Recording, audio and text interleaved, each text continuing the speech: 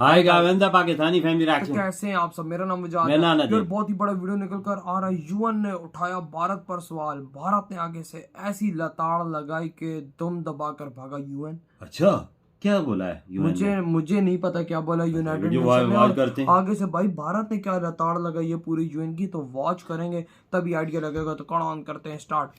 दोस्तों, संयुक्त राष्ट्र को लेकर हाल ही में भारत ने कुछ काफी बड़े फैसले लिए। अच्छा। इस संगठन में खुद इतनी कमियां मौजूद है कि इन्हें ठीक करने के लिए एक काफी लंबे और मजबूत रिफॉर्म प्रोसेस की बिल्कुल। जरूरत पड़ेगी। जरूरत है। पर अपनी मौजूदा ताकत को तो है छीनने भाई। से रोकने के लिए सभी स्थायी सदस्य देश इसे ग्राउंड लेवल पर कभी होने ही नहीं देना चाहते, जिसकी वजह से हाल ही में पीएम मोदी ने यूनाइटेड नेशन जनरल असेंबली के सेशन को खुद अटेंड करने से मना किया था। वहीं अब हैरानी की बात यह है कि इसके ठीक कुछ ही दिनों बाद संयुक्त राष्ट्र के एक्सपर्ट्स के एक पैनल ने भारत के मणिपुर में मौजूद हालातों पर काफी अजीब स्टेटमेंट दी और भारत ने इसे पूरी तरह से रिजेक्ट करते हुए यूएन को कड़ा जवाब दिया। तो चलिए, क्या है ये पूरा मामला, इसे डिटेल से समझने की कोशिश करते हैं। लेकिन उससे पहले अगर आप हमारे चैनल पर पहली बार आए हैं तो नीचे दिए गए सब्सक्राइब बटन को प्रेस कर बेल आइकन दबा लें, जिससे हमारी ऐसी डेली वीडियो आप तक सबसे पहले पहुंच सके।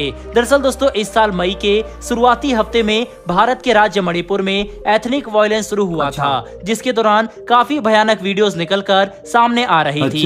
पर भारत सरकार ने मिलिट्री और पैरामिलिट्री समेत पुलिस का इस्तेमाल करते हुए हालात को काबू किया और हिंसा पर रोक लगाई। सरकारी डेटा के अनुसार इस वक्त मणिपुर में हालात काफी शांतिपूर्ण है और स्थिरता से वहां पर डेली एक्टिविटी की जा सकती है।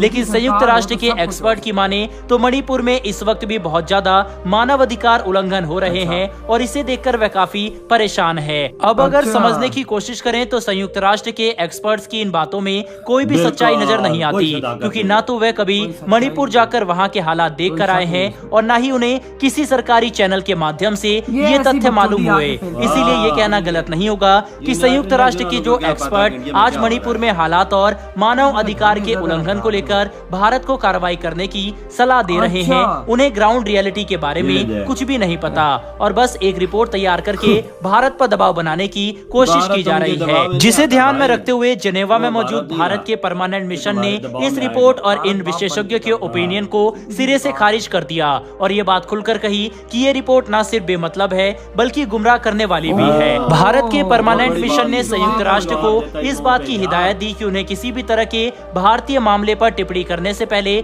सरकारी जानकारी का इंतजार करना चाहिए और खुद कहीं से भी तथ्य उठाकर इतने संवेदनशील मुद्दों पर बयानबाजी नहीं करनी चाहिए, क्योंकि इसे हम भारत के लिए एक धोखा ही मानेंगे, जिसे हम बिल्कुल भी स्वीकार नहीं करने वाले। बता दें कि जब मणिपुर में हिंसा शुरू हुई थी तब यूरोपियन पार्लियामेंट में भी इस मुद्दे को लेकर डिबेट की गई और भारत पर दबाव बनाने की कोशिश चल रही थी। लेकिन जब चीन और पाकिस्तान के अंदर से इसी तरह के मामले सामने आते हैं तब ना तो यूरोपियन यूनियन और ना ही संयुक्त राष्ट्र के कानों तक ये खबर पहुंचती है। हाल ही में पाकिस्तान के अंदर तो एक हिंदू मंदिर पर रॉकेट लॉन्चर से हमला किया गया था, लेकिन फिर भी कोई खास आउटरीच देखने को नहीं मिला। ऐसे में ये बात समझना ज्यादा मुश्किल नहीं है कि एक खास अंतर्राष्ट्रीय लॉबी भारत को बदनाम करने के लिए कैसे काम कर रही है और अगर हम इस वक्त मजबूत नहीं रहे तो इससे हमारे इमेज को काफी नुकसान हो सकता है। बहरहाल बढ़ते हमारी दूसरी खबर की तरफ। तो दोस्तों, ये खबर यूक्रेन की तरफ से निकलकर सामने आ रही है, जिसके एम्बेसडर ने भारत को अब एक काफी बड़ा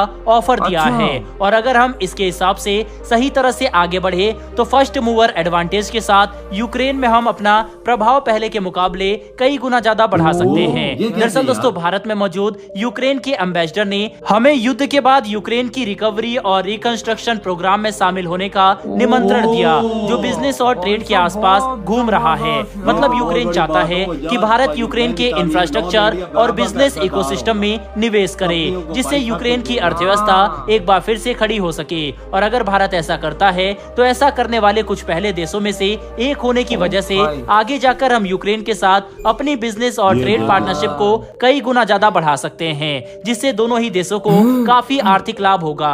साथ में इससे यूरोपियन यूनियन में भारत का प्रभाव भी तेजी से बढ़ता देखने को मिलेगा। बता दें कि वर्ल्ड बैंक की तरफ से जारी किए गए लेटेस्ट एस्टीमेट के अनुसार यूक्रेन को युद्ध में जितना नुकसान हुआ है उसकी भरपाई करते हुए वापस से रिकवरी करने में यूक्रेन को 411 अरब डॉलर के इन्वेस्टमेंट की जरूरत पड़ेगी, जो कि पहले लगाए जा रहे अनुमान से 2.6 गुना ज्यादा है। अब इतनी बड़ी रकम इन्वेस्ट करना किसी एक देश के लिए तो संभव नहीं होगा, इसीलिए कई देश साथ मिलकर यूक्रेन को यह पैसा सप्लाई करेंगे ताकि धीरे धीरे वहां पर हालात सामान्य हो सके। तो दोस्तों, अब क्योंकि हम देख सकते हैं कि यूक्रेन भारत के साथ बिजनेस और ट्रेड के लिए अपनी पार्टनरशिप मजबूत करने के लिए हाथ आगे बढ़ा रहा है और चाहता है कि हम उनके देश में रिकंस्ट्रक्शन एफर्ट में हिस्सा लें, तो आपको क्या लगता है कि क्या भारत को इसे यूरोप के साथ अपने संबंध मजबूत करने के एक मौके के तौर पर देखते हुए यूक्रेन में निवेश करना चाहिए या फिर नहीं? आप इसके बारे में क्या सोचते हैं? अपनी राय कमेंट बॉक्स में। इधर ये वीडियो खत्म भाई। यूएन की भारत ने क्या बजाई है? भारत ने बोला कि भूतनी क्यों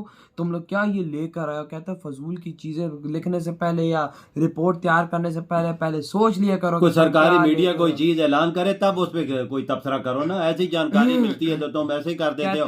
भारत ने क्या बोला? कहते हैं चाइना में मुसलमानों पे जुल्म होता है तब तो कुछ नहीं बोलते। भाई पाकिस्तान में हिंदू मंदिरों को तोड़ दिया जाता है तब तो तुम कुछ नहीं बोलते। और मणिपुर में थोड़ा सा मसला हो गया तो तुम उसमें बात कर रहे हो। कहते हो कि भाई तुम्हारा बाप ही आगे यहाँ पर उंगली नहीं कर सकता। टिप्पणी तो तब दो सरकारी मीडिया चीज उठाए तो तब। हाँ ना, वही ना भाई साहब। वहाँ पर क्या है यार, मसले होते रहते हैं हर देश के अंदर मसले। इधर पाकिस्तान में नहीं चल रहे क्या?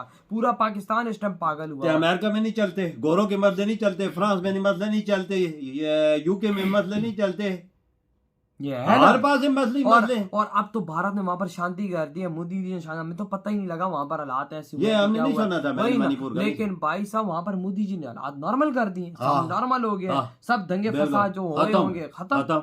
अब तो उधर शांति है। यूएन आके मुंह उठा के भारत ने सही फिर लगाए। मैं कहता हूँ भारत को चाहिए था कि भाई इतनी गंदी लताड़ लगाए, इतनी गंदी लताड़ लगाए कि दोबारा बोले नहीं। यार यूनाइटेड नेशन में इतनी हिम्मत है तो मुसलमानों पे जो जुल्म होता है चाइना में, जी तो चाइना में उधर जरा थोड़ी सी अंगली उठाए। भाई पाकिस्तान में जो हिंदुओं के साथ भी होता है उस पर भी बात कर ले। ऐसी चीजें हमारे पाकिस्तानी लोग करता है ना ये काम, गंदा काम करता है, नहीं उनकी रिस्पेक्ट करता। बड़ी वो यूनाइटेड नेशन का मेंबर है ना चाइना, तब उस पे अंगली नहीं उठा।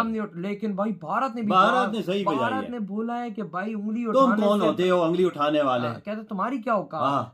बोलो मैं तो तुम्हें कुछ समझते ही नहीं हूँ। सही बोला, ऐसी बात बोली, सही बोला कि भाई मैं तो बजाना ही चाहिए। गलत चीज गलत है ना। एक चीज हो ना तो तुम बोलो ठीक है। यार यूनाइटेड नेशन को तो मैं खुद नहीं मानता। वो यार वजह जो काम की क्या चीज यूनाइटेड होती है, जो काम की चीज होती है इस पे वीटो करके निकल जाते हैं। भाई भारत इस दुनिया का पावरफुल देश बन चुका है, उसको तुम लोग क्यों नहीं डालते हो? और अब पापा देखो, अब भारत की पावर इस दुनिया में बड़ी, अब सवाल उठा रहे हैं क्यों तुम्हारे देशों में कुछ नहीं हो रहा? हर मुल्क में है यार, हर मुल्क में। पहले अपने मुल्क पे तो उठाओ। अमेरिका नहीं उठाता। अमेरिका में क्या गंदगी मची है, काले गोरों की लड़ाइयाँ होती है। फ्रांस में देख क्या हो रहा है। लोग लूट के सब कुछ दुकानों से पिछले दिनों याद नहीं फ्रांस में क्या? तब तो उस पे कोई नहीं बोल रहा था। यूनाइटेड नेशन को ख्याल नहीं आया था। वही, और यूक्रेन के अंदर मौका मिल चुका है भारत को भाई बिलियंस ऑफ डॉलर्स इन्वेस्टमेंट का। अगर वो बिलियंस ऑफ डॉलर्स इन्वेस्ट करता है तो बिलियंस ऑफ डॉलर्स अर्न भी करेगा। तो ये इन्वेस्टमेंट के लिहाज से बहुत अच्छी चीज है कि भाई वो यूक्रेन के अंदर इन्वेस्ट कर 411 बिलियन डॉलर की इन्वेस्टमेंट वहां पर चाहिए। तो अगर भारत 100 बिलियन डॉलर भी फेंकता है वहां पर तो देखो रिटर्न में कितने बिलियंस आएंगे। ये बात तो है, बिल्कुल है। भारत भाई साहब मैं कहता हूँ गेम में एंटर हो जाएगा। और हाँ, इन्वेस्टमेंट के लिहाज से भारत को करना चाहिए। भारत इन्वेस्टमेंट करेगा तो यूक्रेन भी गिरा है ना, पहले तो इंडिया की बोला उसने।